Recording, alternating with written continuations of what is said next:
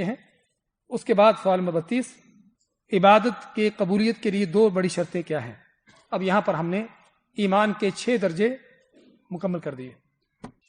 ایمان کے 6 درجے، آخری درجہ کیا تھا؟ تقدیر کا، مکمل ہو گئے۔ اس کے بعد اب عبادت کے حوالے سے سوالات شروع ہوتے ہیں۔ سب سے پہلے کہ عبادت کیا چیز ہے؟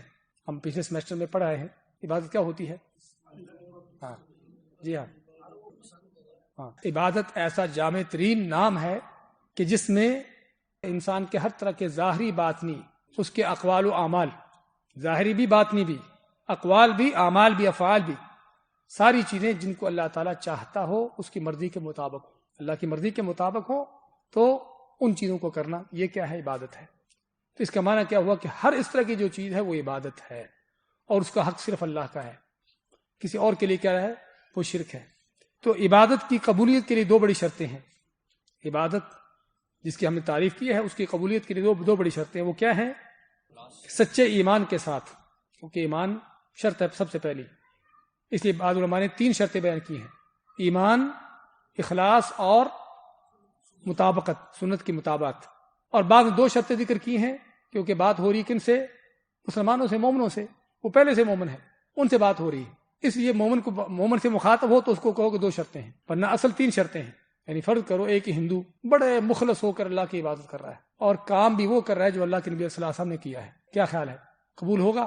فرض کرو نماز پڑھ رہا ہے، اس کے دل میں کوئی ریاکاری دکھلاوا نہیں ہے، اور نماز کا اس کا طریقہ بھی عین سنت کے مطابق ہے، قبول ہوگا؟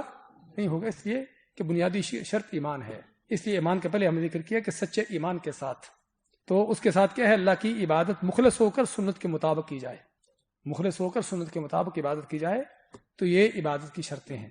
اس کی دلیلیں کیا ہیں؟ اس کے پہلے دلیلوں کی طرف جانے سے پہلے اسی کی تفصیل۔ مخلص ہونے کا معنی کیا ہے؟ کہ صرف اور صرف اللہ ہی مقصود ہو، اللہ کی ذات مقصود ہو، اس میں کوئی ریاکاری، کوئی دکھلاوا، کوئی دنیا کے اغراض و مقاصد، کوئی ایسی چیز نہ ہو۔ ریاکاری دکھلاوا ایک چیز ہے، دنیا کے اغراض و مقاصد دوسری چیز ہے۔ ریاکاری دکھلا تو واضح ہے کہ کام کر رہے ہیں لوگوں کو دکھانے کے لیے تاکہ لوگ تعریفیں کریں، لوگوں کے ہاں نام لگ جائے، اور دنیا کے اغراض و مقاصد کیا ہو سکتے ہیں؟ کہ دنیا حاصل کرنے کے لیے، دنیا کی کوئی مال و دولت، کوئی دنیا کا غرض مقصد حاصل کرنے کے لیے کوئی نیکی کا کام کرنا۔ قرآن پڑھ رہا ہے، قرآن حفظ کر رہا ہے بچہ یا بڑا کوئی آدمی، کس لیے حفظ کر رہا ہے؟ تاکہ حافظ بن جائے، اور حافظ بننے کے بعد کوئی اس کو کوئی جاب مل جائے، تاکہ جا کے کسی کو پڑھانا شروع کر دے، کوئی اس کی سیلری لگ جائے، سمجھے نا؟ تو یہ کیا ہے؟ اس قرآن کا سیکھنا، قرآن کا حفظ کرنا جو ایک عظیم ترین عبادت ہے، اس کے پیچھے مقصد کیا ہے؟ دنیا ہے، اس کے پیچھے دنیا کا مال حاصل کرنا مقصد ہے۔ قرآن پڑھ کے سنا رہا ہے آدمی لوگوں کو تاکہ لوگوں سے پیسہ لے، پیسہ وصول کرے، پڑھ کے سنانے پر، سکھانے پر نہیں۔ سکھانے پر علماء کا جو صحیح قول ہے کہ آدمی اجرت لے سکتا ہے، لیکن صرف پڑھ کے سنانے پر۔ تو کہنے کا مقصد کوئی بھی نیکی کا عمل کرنا، عبادت کا عمل کرنا، اس کے پیچھے دنیا مقصد ہو۔ صبح قرآن کی تلاوت کر رہا ہے تاکہ دن کے کام اچھے چلتے رہیں، جو آج کل ہمارے یہاں اکثر ہوتا ہے۔ صبح فجر کی نماز پڑھ لی، کیونکہ حدیث میں آتا ہے کہ جس نے فجر کی نماز پڑھ لی وہ اللہ کے ذمہ آ جاتا ہے، تاکہ میرے سارے کام اللہ کے ذمہ ہو جائیں، صرف اس مقصد کے لیے۔ ہاں دیکھیے یہاں پر 2 چیزیں ہیں۔ ایک آدمی، فرض کرو، یہ حدیث میں اللہ کے نبی صلی اللہ علیہ وسلم نے کس چیز کا ذکر کیا کہ جو آدمی فجر کی نماز پڑھتا ہے وہ اللہ کے ذمہ ہو جاتا ہے۔ اب ایک آدمی فجر کی نماز اللہ کی رضا کے لیے پڑھتا ہے اور ساتھ اس کے دل میں یہ بھی ہے کہ تاکہ اللہ تعالیٰ کی حفاظت بھی مل جائے، تو کیا اس کی نماز بیکار ہے؟ نہیں، اس کی نماز سنت کے مطابق ہے۔ لیکن ہم بات اس کی کر رہے ہیں کہ جو صرف فجر کی نماز پڑھتا ہی اس لیے ہے، اللہ کی رضا مقصود نہیں ہے، صرف اس لیے نماز پڑھ رہا ہے، تو یہ دین کا کام، اللہ کی عبادت کا کام جس کے پیچھے دنیا مقصد ہے، تو یہ اخلاص کے جو ہے مخالف ہے۔ اخلاص کا معنی کہ اللہ کے لیے خالص ہو، اسی کی رضا کے لیے ہو، اسی سے اجر و ثواب لینے کے لیے ہو۔ من صام رمضان ایمانا واحتسابا، ایمان رکھتے ہوئے، اللہ پر یقین رکھتے ہوئے، اللہ کے حکم کو مانتے ہوئے، اور اللہ سے اس کا اجر لینے کے لیے۔ یہ نہیں کہ روزہ رکھ کر چونکہ صحت اچھی بن جاتی ہے اس لیے چلو کھانے پینے میں تھوڑا کمی کر لیں گے، خرچہ تھوڑا کم ہوگا، نہیں، احتساباً، اللہ سے اجر لینے کے لیے۔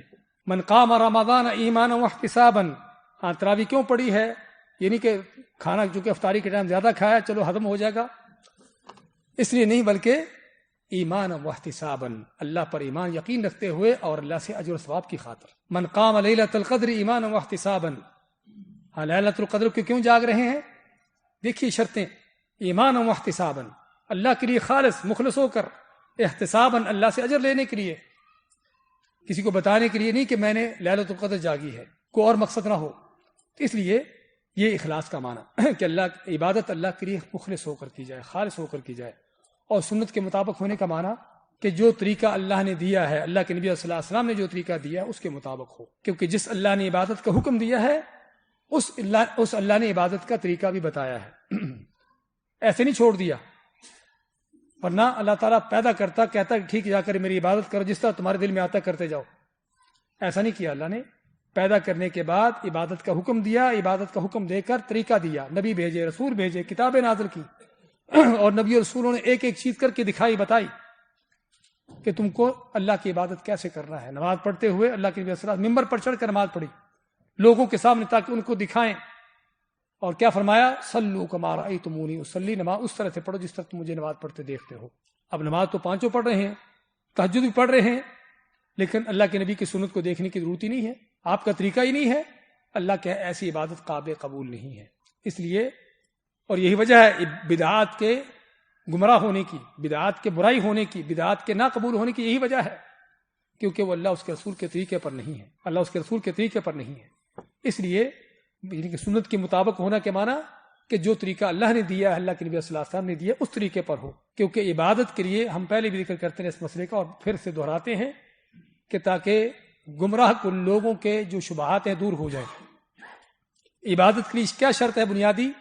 اخلاص کے ساتھ ساتھ سنت کے مطابق ہونے کا معنی کہ جب تک اس کا حکم اللہ اس کے رسول کی طرف سے نہیں ہے اس وقت تک ہم وہ عبادت نہیں کر سکتے، جب تک اللہ اس کے رسول کا، اور آگے آ رہا ہے من عامل عملا لیس علیہ امرنا، حدیث میں کیا ہے؟ جس نے ایسا عمل کیا جس پر ہمارا حکم نہیں ہے، جو ہم نے نہیں کیا، کرنے کا حکم نہیں دیا، فہو رد، وہ کیا ہے؟ مردود ہے، ناقابل قبول ہے۔ عبادت کے لیے شرط ہے کہ عبادت کو کرتے ہوئے دیکھو کہ اللہ نے اس کا حکم دیا ہے تو کرو۔ ہاں، اگلی چیز یہ دیکھو کہ اس کا حکم کیسے دیا ہے، اس کو کیسے کرنا ہے۔ نماز پڑھنے کا حکم دیا اللہ نے، لیکن نماز کیسے پڑھنا ہے؟ اللہ کے نبی صلی اللہ علیہ وسلم کا طریقہ دیکھو، تب نماز قبول ہوگی۔ اگر آدمی کوئی ایسا کام کرتا ہے جس کا اللہ نے حکم دیا ہی نہیں ہے، اللہ کے نبی نے وہ کام کیا ہی نہیں ہے، نہ کرنے کا حکم دیا ہے، اپنی طرف سے شروع کر دیا، تو یہی بدعت ہے کہ جو کلو بدعت ضلالہ، جو گمراہی ہے، اور کلو ضلالۃ فی النار، وہ جنت کو جانے کے بجائے جہنم کو جا رہی ہے۔ اور دوسری چیز کیا ہے کہ کام تو کیا ہے، حکم تو دیا ہے، لیکن کیسے کیا ہے، کیسے حکم دیا ہے، وہ اس کو بھی دیکھنا ہے کہ وہ کیسے کام کیا ہے، کیسے حکم دیا ہے۔ ہاں، جب تک وہ اس حکم کے مطابق نہیں ہوگا، اس طریقے پر نہیں ہوگا، تب بھی قابل قبول نہیں ہے۔ تو بدعات کی یہاں پر مختلف شکلیں، کیونکہ اس سوال کے مقابلے میں کیا بدعت آتی ہے، سنت کے مطابق نہ ہونے کا معنی بدعت ہے۔ بدعت کیا ہے؟ یا تو ایسی چیز جو کہ آپ نے کی نہیں، اللہ نے اس کا حکم ہی نہیں دیا، اپنی طرف سے شروع کر لی، یہ حکم تو دیا ہے، کی تو ہے، لیکن اس طریقے پر نہیں کی جو ہم کر رہے ہیں۔ نماز کے بعد اذکار، سبحان اللہ، الحمدللہ، اللہ اکبر، یہ ذکر ہے، سنت ہے نا، پڑھنے کا کیا اجر ہے؟ ہاں، کہ سمندر کی جھاگ کے برابر بھی گناہ ہو تو اللہ معاف کر دیتا ہے۔ لیکن اگر کوئی آدمی گروپ بنا کے بیٹھ جائے، بھئی 100 دفعہ سبحان اللہ کہو، وہ سارے اس کے ساتھی 100 دفعہ سبحان اللہ کہتے ہیں، پھر بھی 100 دفعہ الحمدللہ کہو، 100 دفعہ اللہ اکبر کہو، یہ کیا ہوگا؟ یہ بدعت ہوگی۔ کیوں بدعت ہوگی؟ کیونکہ اللہ کے نبی صلی اللہ علیہ وسلم نے یہ طریقہ نہیں دیا ہم کو یہ ذکر کرنے کا۔ آپ نے یہ فرمایا ہے کہ اپنے اپنے طور پر، یا نماز کے بعد بھی سمجھ لیجئے، نماز کے بعد سارے نمازی ایک ساتھ سبحان اللہ، الحمدللہ، اللہ اکبر 33 مرتبہ سارے مل کر کہیں۔ کیا خیال ہے کہ اللہ کے نبی کا طریقہ ہے؟ صحابہ ایسے کرتے تھے؟ تو کیا ہوگا؟ بدعت ہو جائے گا۔ وقت مقرر کر دیا، طریقہ اپنا لیا، خاص اس کا انداز اپنا لیا، اگرچہ سنت ہے کام، بدعت ہو جائے گا۔ اس لیے ہم آپ کو عبداللہ بن مسعود کا واقعہ سناتے رہتے ہیں کہ ان کو پتہ چلا کہ کوفہ کی جامع مسجد میں کچھ لوگ بیٹھے، گروپ بنا کر حلقے بنا کے بیٹھے ہوئے ہیں، ایک ان پر کھڑا ہوا ہے، ان کو کہتے ہیں کہ اتنی بار سبحان اللہ کہو، ان کے پاس کینکر ہے، اتنی بار سبحان اللہ کہتے ہیں، اس پر اتنی بار الحمدللہ کہو، اس طرح۔ تو عبداللہ بن مسعود مسجد میں آیا، دیکھا واقعی لوگ اس طرح کے کام کر رہے ہیں، تو آگے بڑھ کر کیا کہتے ہیں کہ یا تو تم لوگ گمراہ ہو یا پھر اللہ کے نبی سے تم آگے بڑھنا چاہتے ہو؟ انہوں نے کہا کہ ہم کوئی ایسا کام تو نہیں کر رہے جو آپ نے نہیں کیا. تو انہوں نے فرمایا کہ یہ کام جو تم کر رہے ہو اللہ کے نبی نے اس طریقے سے نہیں کیا. تو یہ بھی بدعت ہے، اگرچہ سبحان اللہ الحمدللہ کہنا سنت ہے. اللہ کے نبی صلی اللہ علیہ وسلم کے خود سکھایا ہے، صحابہ کو سکھایا ہے. کن کو سکھایا تھا؟ بھول کیا لگ رہا ہے کہ جو غریب صحابہ تھے، انہوں نے کہا کہ مالدار ہم سے آگے بڑھ گئے ہیں، صدقے خیرات کرتے ہیں، ہمارے پاس کچھ نہیں، آپ میں کہ تم یہ کیا کرو، تم بھی ان سے آگے بڑھ جاؤ گے. تو کہنے کا مقصد یہ سنت ہے، آپ کا سکھایا ہوا عمل ہے، لیکن جب اس کو خاص کوئی شکل دے دی گئی جو آپ کے طریقے پر نہیں، آپ کی سنت پر نہیں ہے، اس کو خاص کوئی تعداد دے دی گئی، خاص اس کا کوئی ٹائم مقرر کر دیا گیا، تو یہ بدعت بن جائے گی. تو بات کر رہے تھے کہ یہ سنت کے مطابق ہونے کا معنی کہ سنت کے مطابق ہو. دلیلیں اس کی کیا ہیں؟ وما امروا الا ليعبدوا الله مخلصين له الدين. وما امروا، ان کو نہیں حکم دیا گیا الا مگر لیعبدوا اللہ، کہ اللہ کی عبادت کریں. کیسے عبادت کریں؟ مخلصین له الدین، اسی کے لیے اپنے دین کو خالص کرتے ہوئے، اپنی عبادت کو اس کے لیے خالص کرتے ہوئے کہ کسی میں اس پر ریاکاری دکھلاوا نہ ہو. یہ اخلاص کی دلیل آ گئی. اور سنت کے مطابق کی دلیل کیا ہے؟ اگرچہ قرآن کریم میں بھی وہ آیتیں موجود ہیں، لیکن یہاں پر ہم نے پختہ طور پر اس کا ذکر نہیں کیا. اور حدیث میں من عمل عملا لیس علیہ امرنا فہو رد، کہ جس شخص نے وہ عمل کیا کہ جس کا ہم نے حکم نہیں دیا، وہ کیا ہے؟ مردود ہے. ہماری بات چلی تھی یہاں پر سنت کے مطابق ہونے کی، کہ عبادت کے لیے شرط ہے کہ وہ اللہ اس کے رسول کا حکم ہو، انہیں کرنے کا حکم دیا ہو، تب وہ عبادت ہوگی. ورنہ ہمیں کوئی عبادت کرنے کی اجازت نہیں، اپنی طرف سے کوئی چیز شروع کر دے اس کی اجازت نہیں. یہ عبادت کی شرط ہے، دین کے کسی کام کی شرط ہے کہ اللہ اس کے رسول کا حکم اس پر موجود ہو. لیکن دنیا کے کاموں میں ہر چیز کو کرتے ہوئے ہمیں اللہ اس کے رسول کے حکم کو دیکھنے کی ضرورت نہیں. کس لیے؟ کیا فرق دونوں کے اندر؟ کہ دین کے اندر، دین میں اصل کیا ہے؟ منع ہے کہ کوئی کام نہیں کرو جب تک اجازت نہیں. دنیا کے اندر اصل کیا ہے؟ اصل کیا ہے؟ اجازت ہے. هو الذی خلق لکم ما فی الارض جميعا قل من حرم زینۃ اللہ التي اخرج لعباده والطیبات من الرزق. کون ہے جس نے اللہ تعالیٰ کی زیب و زینت، اللہ کی نعمتیں جو اللہ نے پیدا کی اپنے بندوں کے لیے، ان کو حرام کیا؟ اصل یہ ہے کہ اللہ کی نعمتیں حلال ہے، کھاؤ پیو پہنو. کس طرح؟ کس شرط پر؟ من غیر اسراف ولا مخیلہ، کہ نہ فضول خرچی کرتے ہوئے، نہ تکبر غرور کے انداز سے. جتنا تم کو کھانے کی ضرورت ہے، جتنا پینے کی ضرورت ہے، جتنا پہننے کی ضرورت ہے کرو، لیکن حرام سے بچو. صرف حرام سے بچ جاؤ. جو چیز استعمال کرنا چاہتے کرو. گھر تم نے مٹی کا بنایا ہے، سیمنٹ کا بنایا ہے، پتھر کا بنایا ہے، کوئی مشکل نہیں. ہاں اس سے بڑھ کر کوئی اور کسی چیز کا بنا لیا، کوئی مشکل نہیں. چھوٹا ہے بڑا ہے، کوئی مشکل نہیں. سمجھے نا؟ فضول خرچی نہ ہو، حرام نہ ہو اس میں. تو یہ دنیا کے معاملات میں کیا ہے؟ اجازت ہے. اصل یہ ہے کہ حل ہے، اجازت ہے، حلال ہے. ہاں جہاں کوئی حرام چیز ہے اللہ نے اس کو بیان کر دیا کہ یہ حرام ہے. لیکن دین کے اندر کیا ہے؟ کہ کچھ نہ کرو جب تک اجازت نہیں. من عمل عملا لیس علیہ امرنا، جس پر ہمارا حکم نہیں، فہو رد، مردود ہے، ناقابل قبول ہے. مغرب کی 3 کے بجائے 4 رکعتیں پڑھ لیں، 4 سے زیادہ ثواب ملے گا، پوری نماز باطل ہو جائے گی. کس لیے؟ کہ اللہ کے نبی کے سنت کے مطابق نہیں، اللہ کے حکم کے مطابق نہیں. اس لیے ان چیزوں کو سمجھنا ضروری ہے کہ دین اور دنیا کے معاملات، ان کے حکم الگ الگ ہیں. جو چیز آپ دینی طور پر کرتے ہو، عبادت کے طور پر کرتے ہو، اس کے لیے دلیل چاہیے، تب کرو. جس طریقے سے کی اس طریقے سے کرو. دنیاوی معاملات میں اصل یہ ہے کہ وہ حلال ہے. ہاں اگر کوئی دلیل حرام ہونے کی ہے تو ٹھیک ہے، اس سے بچ جاؤ. اس لیے اگر ہمیں یہ کہے گا بھی یہ عبادت کرنا سنت ہے، ہم اس کے کیا کہیں گے؟ دلیل دو. اگر کوئی یہ کہے گا کہ بھی یہ چیز کھانا حلال ہے، ہاں اس سے دلیل مانگے گے. اگر کوئی یہ کہے گا یہ چیز کھانا حلال ہے، ہم اس سے دلیل مانگیں کہ اس کے حلال ہونے کی کیا دلیل ہے؟ اس سے دلیل نہیں مانگیں گے.